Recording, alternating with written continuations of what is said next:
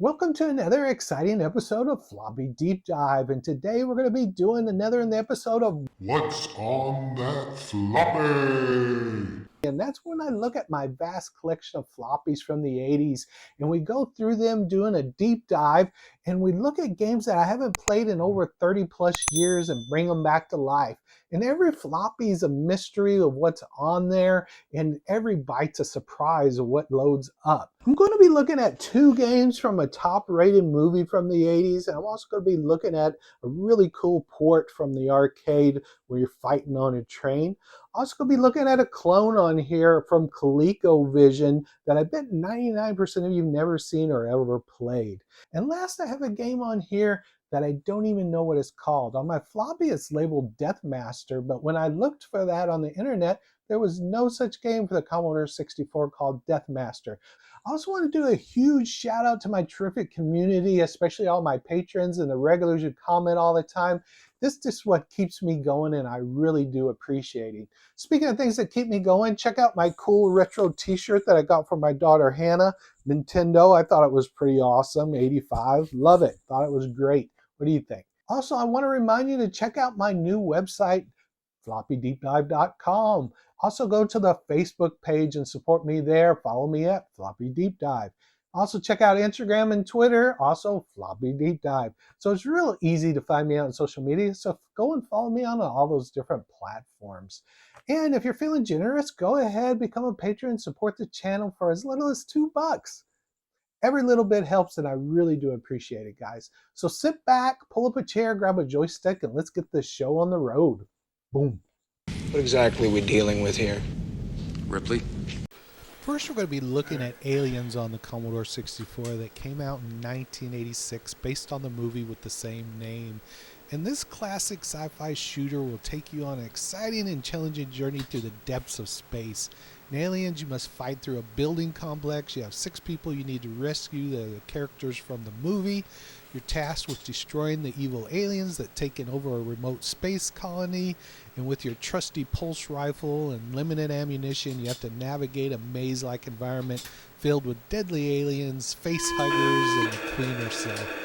And the controls are simple and allowing you to quickly move and shoot and dodge. And I like this game. I found it fun once I figured out what I was doing.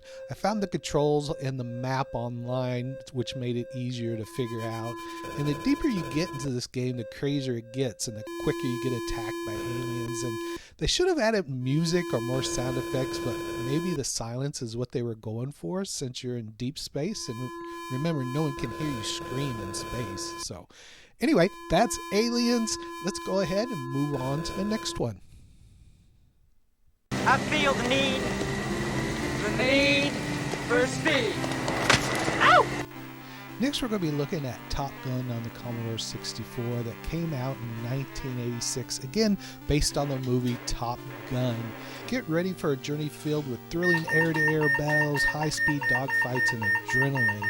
And in Top Gun, you take control of this powerful fighter plane and you engage in intense aerial combat battles against the enemy planes. And each level presents a new challenge with progressively more difficult enemies to defeat. And you have to master the use of using your machine gun and the missiles and your flares to be able to take down all the enemy planes. All the while, you got to keep an eye out on your altitude, your speed, your gun temperature. And the real fun to this game is when you have another person to play with. The 2-player mode's the best, where you can battle each other, and it's just great, exciting fun. And this came out to great success. Critics were high and were impressed by this. This sold really well when it did come out.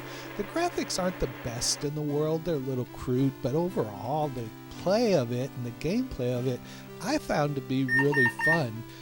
In the US alone, it's sold over 500,000 copies, and it's real easy to find on eBay. It seems to be always included in the original floppies that I'm looking at. So go ahead, this is one definitely worth checking out. If you've never played Top Gun on the Commodore 64, I highly recommend it. Now let's look at it at some other different systems. I also got it loaded up on the ZX Spectrum, so you could check it out there. Check out the graphics and the gameplay. What I found real interesting is in the ZX Spectrum version versus the US version, they actually used the Top Gun theme, versus in the US version, they just used some random song. I'm not sure if there was a copyright issue or what the issue was, but for some reason, they didn't have it. And the same goes for the Amstrad version. Let's look at it. It looks like it was kind of ported from the ZX Spectrum version, a little bit different. Again, has the music from the original movie, the theme, and so I really like the Amstrad version also, but I thought it was always really cool to look at all of them. So here's just a little insight to what they look like on these other systems. So let's go ahead, look at this for a little bit, and then we'll move on to the next game.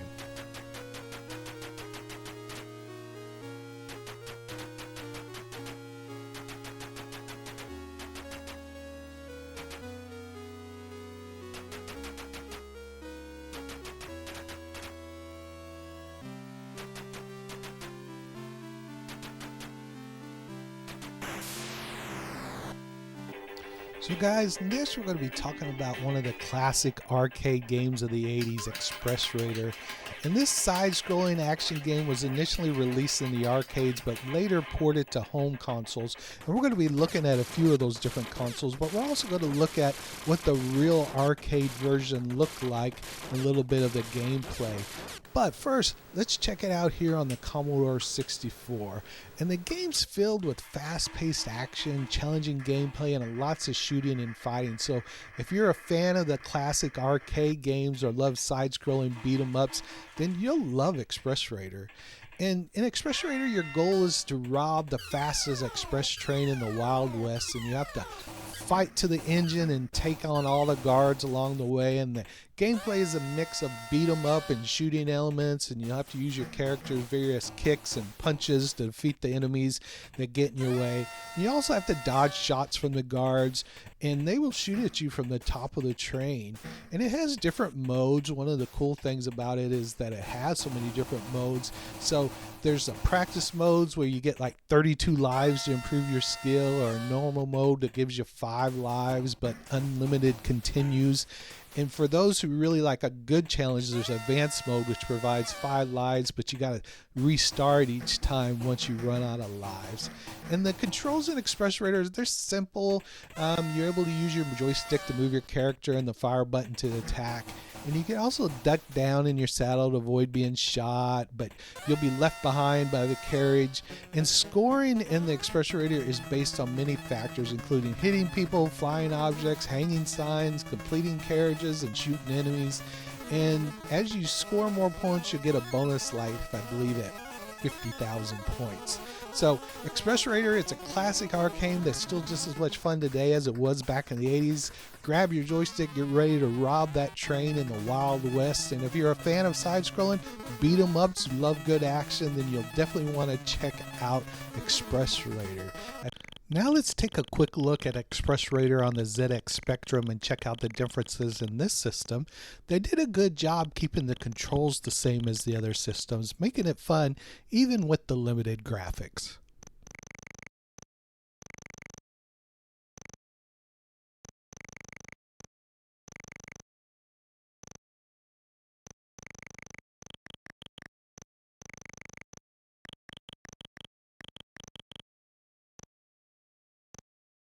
Now let's look at the Amstrad version of Express Raider, and this game just ported well no matter what system you played on.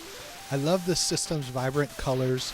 This one looks outstanding, and yep, is still fun to play.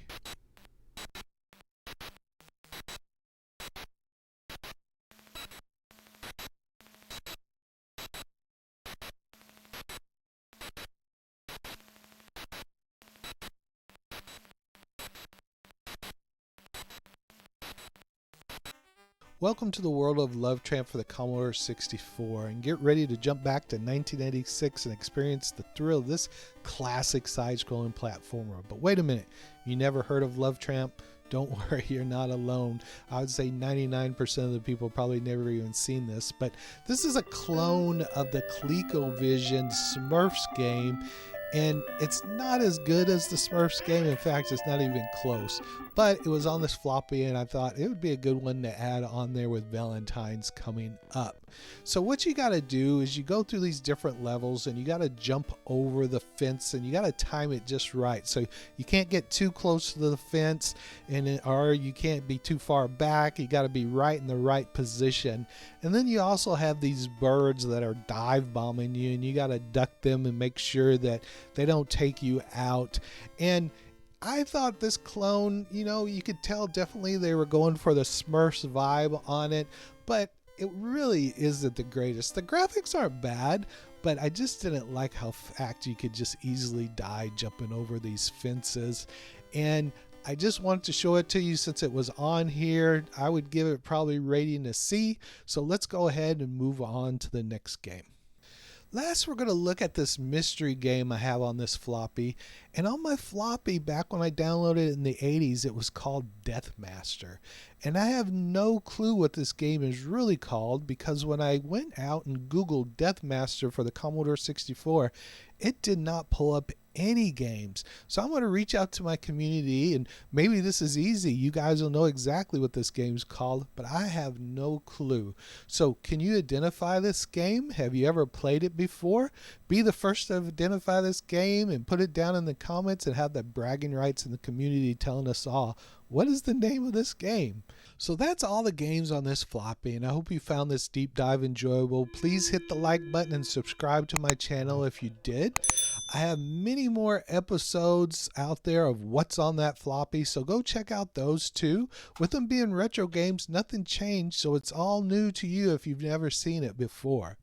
And I would love to hear all your thoughts about these games in this video. Please put it down in the comment section and let me know if you played them before. And I'll see you next time on another Floppy Deep Dive. Maverick, Goose, come in here.